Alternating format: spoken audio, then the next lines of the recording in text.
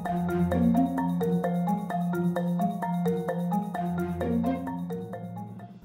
warahmatullahi wabarakatuh. Waalaikumsalam warahmatullahi wabarakatuh. Kembali kita di Jamal TV, jaringan makam Lamongan TV atau Jamal TV. Kebetulan ini belakangnya makam. Ya, ini makamnya Putri Sekarwangi Gambirwati.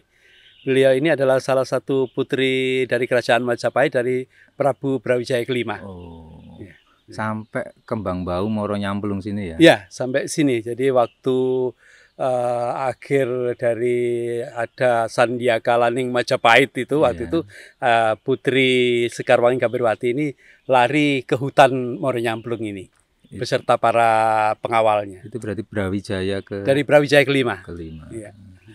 Ini kebetulan kita bersama dengan Bapak Insinyur Haji Eko Daniyanto Baidowi. Iya. Ini yang saya tahu dulu itu dosen Unisda gitu aja.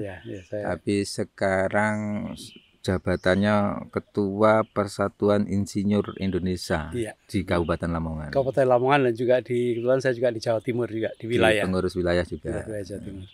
Nah, kebetulan Pak Dani ini juga yang Bau Rekso, tempat wisata Moro Nyamplung ini ya. Di Moro Nyamplung saya mencoba untuk membangun desa wisata di sini. Namanya? Namanya Taman Wisata dan Perkemahan Bumi Moro Nyamplung. Oh, oke. Ini inovasi desa ya? Ya, inovasi desa, dan saat ini alhamdulillah kami masuk dalam program Badan Riset dan Inovasi Nasional Pusat. Oke, Pak Dani. Teman-teman ini sebenarnya kepingin tahu ilmu jenengan yang berkaitan dengan arsitek. Iya. Kebetulan di Lamongan ini kan kita ini sering gremeng-gremeng, merasa resah.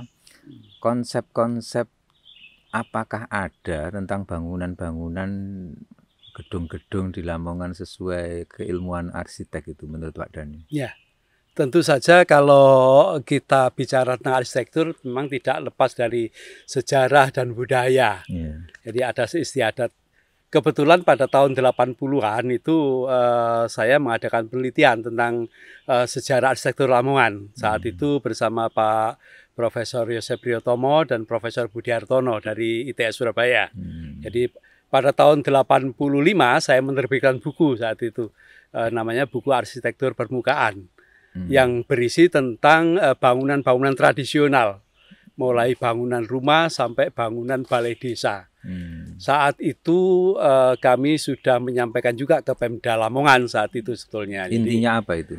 Intinya bahwa bangunan di Lamongan itu kalau kita mau bentuk arsitekturalnya ya harus mengacu pada sejarah itu. Jadi bangunan-bangunan yang ada di Lamongan tempo dulu itu bagaimana, ya itu yang harus kita angkat sesuai wilayahnya.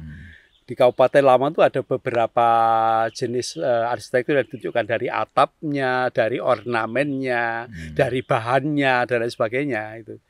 Sehingga pada saat saya masuk Lamongan, saya membangun gedung-gedung dan bangunan di Lamongan saat itu sudah sesuai dengan arsitektur Kabupaten Lamongan.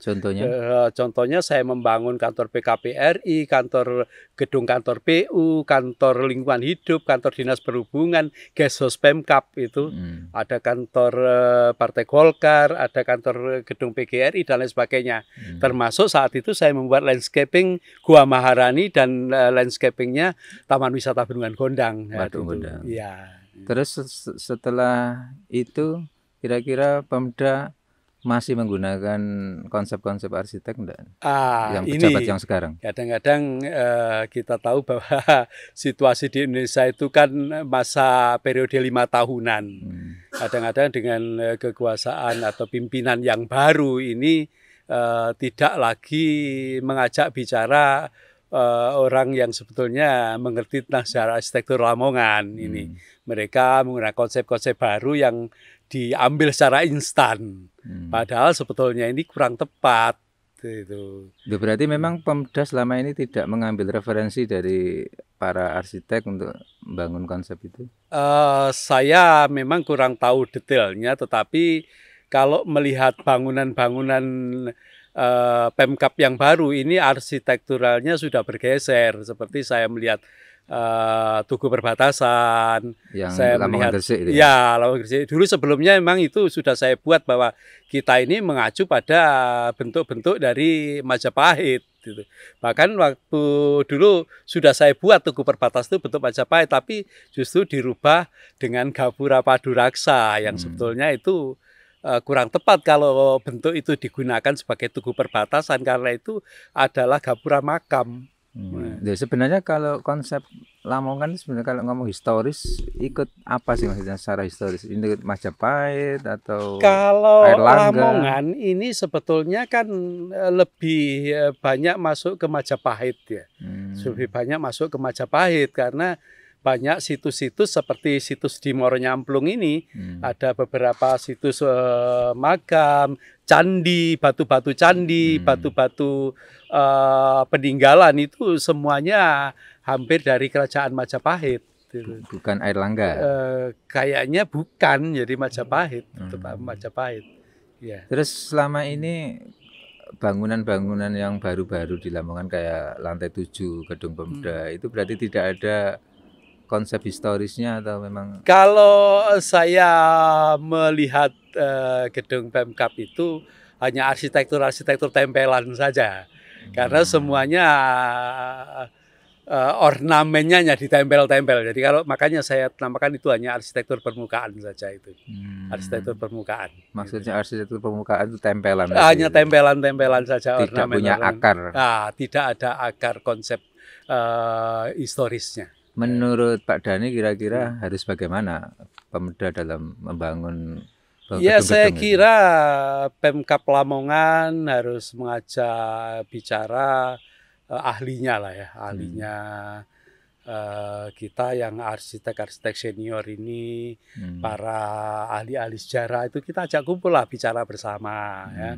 Seperti saya saat ini posisi sebagai Ketua Persatuan Insinyur Indonesia Kabupaten Lamongan, saya sebetulnya ya juga mempunyai kewenangan sebetulnya dalam menilai struktur dan konstruksi di Lamongan gitu.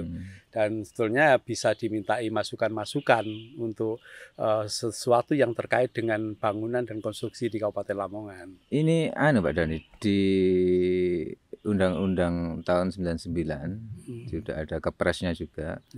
Itu kan mengamanatkan setiap Pemda harus bikin forum masyarakat jasa konstruksi yang di situ isinya asosiasi para ahli bangunan, baik arsitek atau konstruksi sampai tokoh masyarakat. Nah, sampai sekarang mulai tahun 99 sampai sekarang itu belum pernah terbentuk. Apakah menurut Pak Dhani wadah-wadah seperti ini bisa untuk menampung konsep arsitek dan seterusnya? Saya kira kan pada dasarnya kita itu perlu komunikasi ya, berkomunikasi. Nah, komunikasi dengan forum-forum yang mempunyai keahlian-keahlian tertentu ini saya kira penting. Gitu. Jadi nanti Pemkab bisa mengambil banyak masukan dari sana. Jadi dari ahli konstruksi, ahli sejarah, masyarakat, tokoh budaya, dan lain sebagainya ini saya kira bisa membuat satu forum begitu bagus sebetulnya. Sama seperti saat itu saya usulkan bahwa seperti rencana detail tata wilayah kota, RDTRK, rencana konsep master plan kabupaten, itu sebetulnya juga masyarakat harus tahu sebetulnya. Ya, saya mungkin memberikan masukan seperti di Lamongan sebelah timur sekarang dekat ini banyak wilayah industri sekarang. Padahal itu tanahnya subur sekali untuk pertanian itu. Menyalahi kalau tata ruang saya ya kurang tepat lah rencana detail tata kota di situ, menaruh industri di situ. Itu kurang tepat karena nanti situ akan menjadi traffic yang tinggi, high traffic dan pasti biasanya kumuh biasanya. Oke, terima kasih Pak Dhani atas sumbangsi ilmunya, semoga bermanfaat untuk Lamongan. Amin. Dan para pengambil kebijakan juga bisa. Ya, saya kira Lamongan akan menuju kejayaan. Baik. Oke, amin. Alhamdulillah. Terima kasih. Kita akhiri. Assalamualaikum warahmatullahi wabarakatuh. Waalaikumsalam warahmatullahi wabarakatuh.